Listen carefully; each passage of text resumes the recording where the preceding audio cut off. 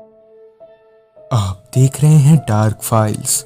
Dark files में आज की कहानी हमारे साथ शेयर की है असलम जी ने।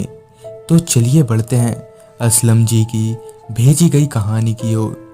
कहानी में आगे बढ़ने से पहले अगर आपने अभी तक डार्क फाइल्स चैनल को सब्सक्राइब नहीं किया तो कर लें और साथ ही बेल आइकन को भी ज़रूर दबाएं ताकि आने वाली वीडियोस की नोटिफिकेशंस आपको जल्दी मिल सके। असलम जी बताते हैं कि ये बात उन दिनों की है जब मैं हाई स्कूल में पढ़ा करता था। तब मेरी उम्र तकरीबन 14-15 साल की रही होगी। गर्मियों की छुट्टियां चल रही थी। हर रात हम लोग अपने घर से थोड़ी दूर एक ग्राउंड में इकट्ठा होते थे और खेला करते थे, कभी क्रिकेट तो कभी कुछ। हुआ कुछ यूं कि रोजाना की तरह हम लोग ग्राउंड में क्रिकेट खेल रहे थे। अभी हम लोग क्रिकेट खेल ही रहे थे कि तभी विकास ने जोर का छक्का मारा। छक्का इतने जोर से था कि रात के अंधेरे में बॉल कहाँ गई हमें दिखा ही नहीं। जब बहुत ढूंढने के बाद भी बॉल नहीं मिली तो मैंने कहा, छोड़ो यार, कल ढूंढ लेंगे बॉल। इस पर मेरे एक दोस्त ने कहा, भाई वो सब तो ठीक है पर अभी क्या करें। इस पर मेरे एक दोस्त ने कहा, मेरे घर पर एक बॉल है।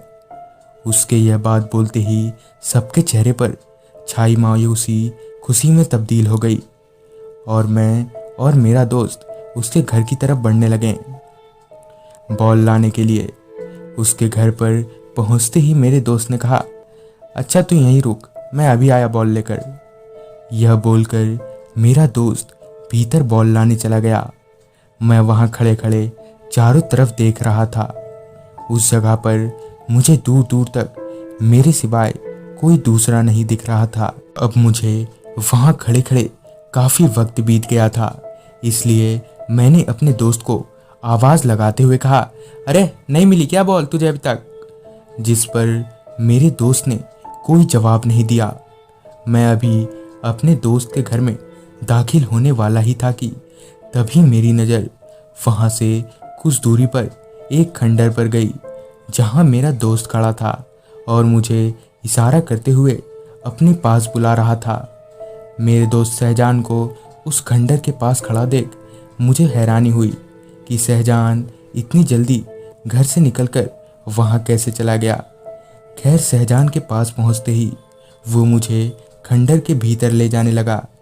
मैंने उससे कहा, अरे अरे इधर कहाँ ले जा रहा है मुझे, चल मैदान में।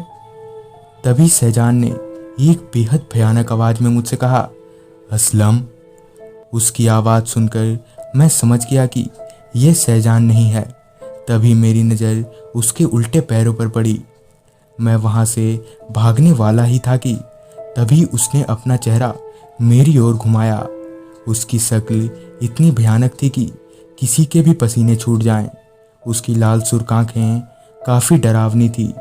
यह सब देखकर मेरा पूरा का पूरा शरीर ठंडा पड़ चुका था। डर से मेरी चीख निकल गई। चीख सुनकर शहजान और उसके घर वाले वहां पहुंचे, जिनके आते ही वो शैतान वहां से गायब हो गया। शहजान के घर वाले मुझे अपने घर ले गए, जहां उन्होंने बताया कि कुछ महीनों पहले वो खंडर एक घर हुआ करता था जिसमें 3 लोगों का परिवार रहा करता था, पति पत्नी और उनका 13 साल का एक बच्चा। एक दिन बरसात के मौसम में रात को सोते वक्त उनका घर उन्हीं के ऊपर गिर गया, जिसके नीचे दबकर तीनों की वहीं मौत हो गई। तब से उनकी आत्मा उसी खंडर के आसपास भटकती है। इस घटना के बाद मुझे कई मौलवियों के पास ले जाया गया, पर आज भी मैं उन्हीं आवाज़ों के साथ अपनी ज़िंदगी बिता रहा हूँ। तो दोस्तों, ये थी असलम जी की भेजी गई कहानी। अगर आपके पास भी ऐसी कोई कहानियाँ हैं तो हमारे साथ ज़रूर शेयर करें और देखते रहें डार्क फाइल्स।